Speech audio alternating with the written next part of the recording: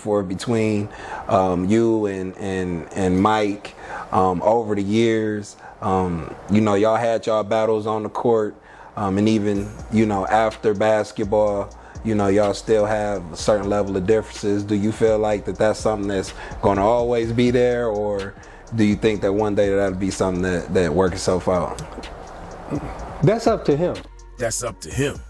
December 2025 brought Isaiah Thomas to the New Era Detroit podcast, where he laid everything bare about Michael Jordan. The beef isn't over, and according to Thomas, the power to end it sits entirely with Jordan. What makes this fascinating is Thomas's claim that he had no idea the beef even existed until 2020. For decades, he believed they were friends. Their families spent time together, and his own son kept a Jordan jersey hanging in his bedroom.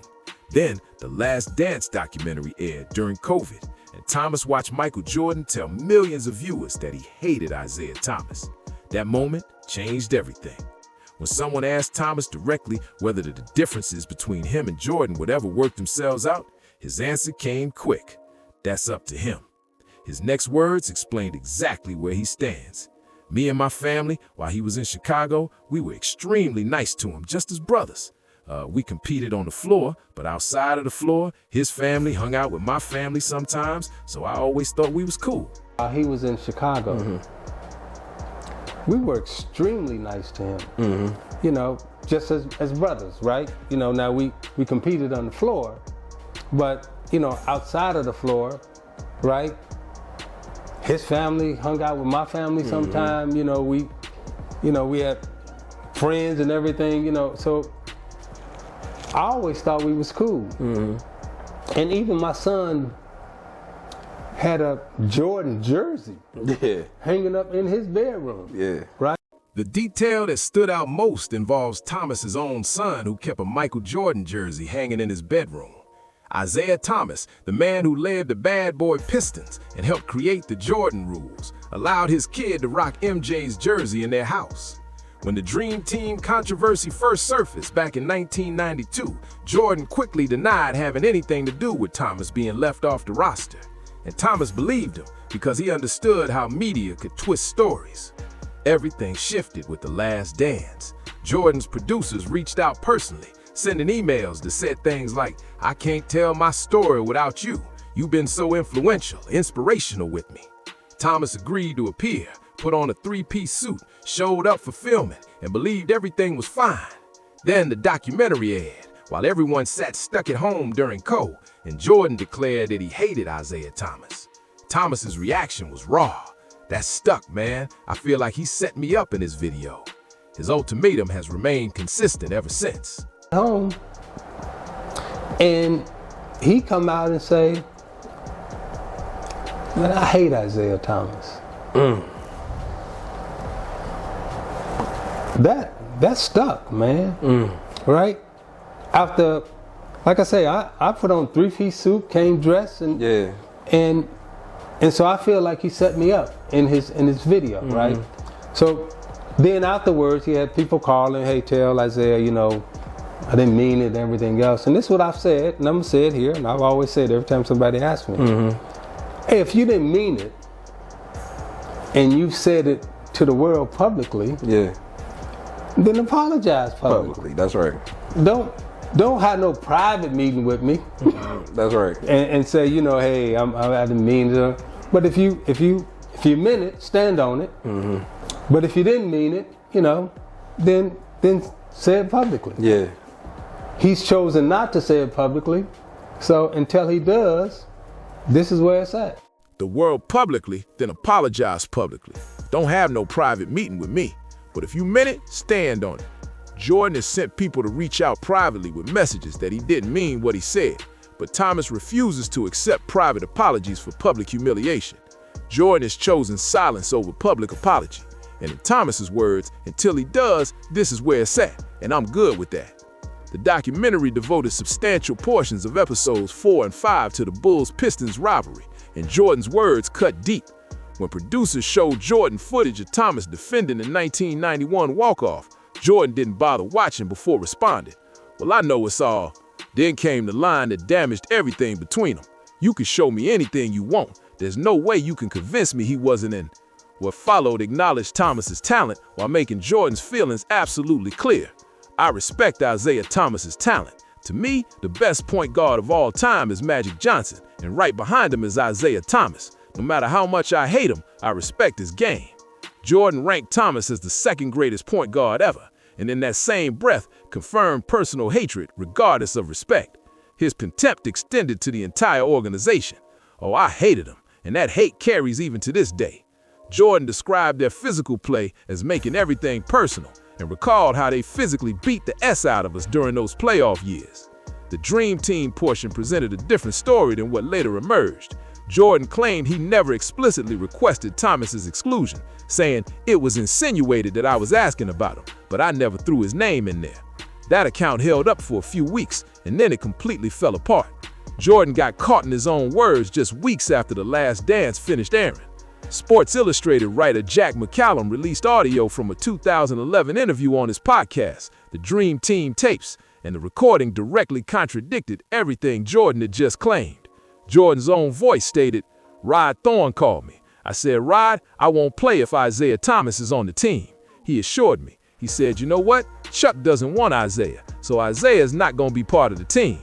That audio captured Jordan delivering an ultimatum to keep Thomas off the Olympic roster after years of denials, including his denial in The Last Dance itself. Thomas responded with fury. Years of fraudulent, blatant lies being covered up by mass marketing and propaganda. The 1992 Dream Team assembled without Thomas and instead featured Magic Johnson, Larry Bird, Charles Barkley, Karl Malone, John Stockton, Patrick Ewing, David Robinson, Chris Mullin, Scottie Pippen, Clyde Drexler, Michael Jordan, and college player Christian Liebner. Consider Thomas's resume at that point. Two-time NBA champion, Finals MVP, 12-time All-Star. He remained at the top of his game, watching from home while the selection committee put a college kid on the roster in his place. Jordan wasn't alone in wanting Thomas excluded. Magic Johnson's 2009 book addressed the situation directly. Michael didn't want to play with him. Scottie wanted no part of him. Bird wasn't pushing for him. Karl Malone didn't want him. Who was saying we need this guy? Nobody. Charles Barkley later commented on Jordan's shifting story. Michael, I guess, had lied for 100 years, saying he had nothing to do with it, and then the tape came out.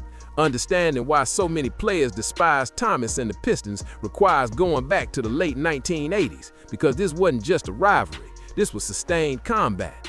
4 consecutive postseasons from 1988 to 1991 brought the Bulls and Pistons together, with Detroit winning the first 3 before Chicago broke through in the 4th. The Jordan rules came into existence on April 3, 1988, the night Jordan erupted for 59 points against Detroit.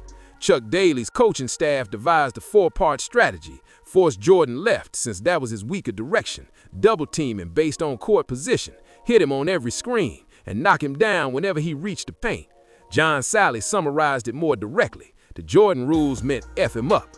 Detroit won the series in 1988, 1989, and 1990. Game 7 in 1990 became known as the migraine game after Scottie Pippen suffered debilitating headaches before tip-off, shooting 1 for 10 with just 2 points, while Jordan carried Chicago with 31. Detroit won 93-74 and advanced to their second consecutive championship. Jordan spent that offseason adding 15 pounds of muscle and mastering the triangle offense. When the teams met in 1991, Chicago swept Detroit 4-0. The Jordan rules had been broken, and that's when the walk-off happened. May 27, 1991, at the Palace of Auburn Hills, with 7.9 seconds remaining, and the Bulls leading 115-94. The Detroit Pistons stood up and walked off the court. Bill Laimbeer and Isaiah Thomas led the procession, filing past the Bulls bench without a word or handshake. Only Joe Dumars and John Sally stayed to congratulate the victors. Sally later revealed he'd asked to re-enter the game, specifically to avoid the walk-off. "There's some going down I don't want to be a part of." Thomas explained his participation years later, when Laimbeer said, "I'm not shaking their hands. This is how we rode. We rode as a team, one for all for one." Jordan's response in The Last Dance cut through everything. "All you have to do is go back to us losing in Game 7 the previous year. I shook everybody's hand. 2 years in a row, we shook their hands when they beat us." That walk-off became the defining image of how the Bad Boy Pistons era ended, not with grace, but with their backs turned. Most people don't realize how far back this animosity extends. Jordan traces his grudge to his rookie year at the 1985 NBA All-Star Game, where he scored just 7 points on 2 for 9 shooting. Jordan believes Thomas, Magic Johnson, and George Gervin conspired to freeze him out by refusing to pass him the ball. A 1992 Playboy interview captured Jordan's assessment. If you go back and look at the film, you can see that Isaiah was actually doing that once it started getting around that he was freezing me out. That's when the ill feeling started to grow between us. Thomas has always denied orchestrating any freeze-out. One detail adds context to Thomas's sense of betrayal. Thomas's nephew reportedly lived with Jordan for 5 years when Jordan first arrived in Chicago, and the Thomas family looked after the young star.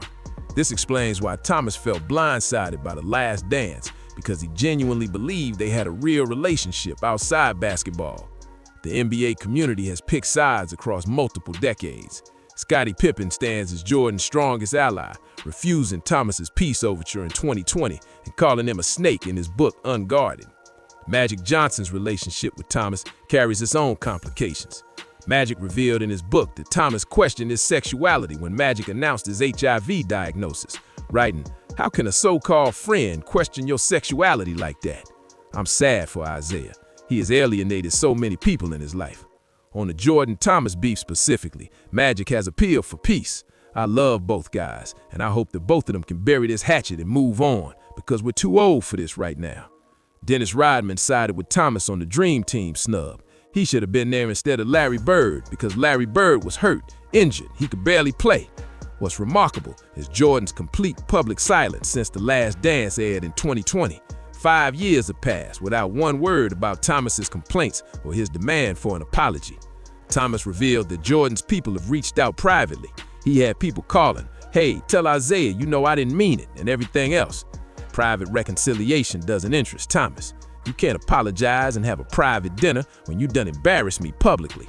The 2022 NBA 75th anniversary celebration in Cleveland brought both legends to the same event, and they reportedly never spoke despite being in the same building. Thomas has remained open to dialogue under his conditions. "I'm not afraid of anybody. I'll sit down and speak with anybody. I'm not one who walks around with fear, and I'm not one who walks around with hate." Jordan's silence carries its own message. Either he meant what he said and stands by it, or he's unwilling to show what he might perceive as weakness by apologizing publicly. Isaiah Thomas turned 63. Michael Jordan turned 61. Magic Johnson's observation rings true that they're too old for this. And yet, here we are discussing a beef that traces back to the 1985 All-Star Game, 40 years of animosity. What makes this unique is Thomas's genuine shock at discovering it even existed. Decades passed while he believed they were friends, and then a global pandemic trapped everyone at home watching television when The Last Dance revealed Jordan hated him all along. Thomas put it plainly, "I never knew this dude felt the way he felt until The Last Dance. All these years you've been standing behind a tree throwing stones." The resolution Thomas wants seems unlikely. A public apology from a competitor who built his legacy on never showing weakness goes against everything that made Jordan who he became. Thomas isn't backing down either. Until I get a public apology, this beef is gonna go on for a long, long time, because I'm from the west side of Chicago. 2 immovable forces, 2 legendary competitors, one feud that may never find resolution. Jordan, characteristically, has offered nothing but silence.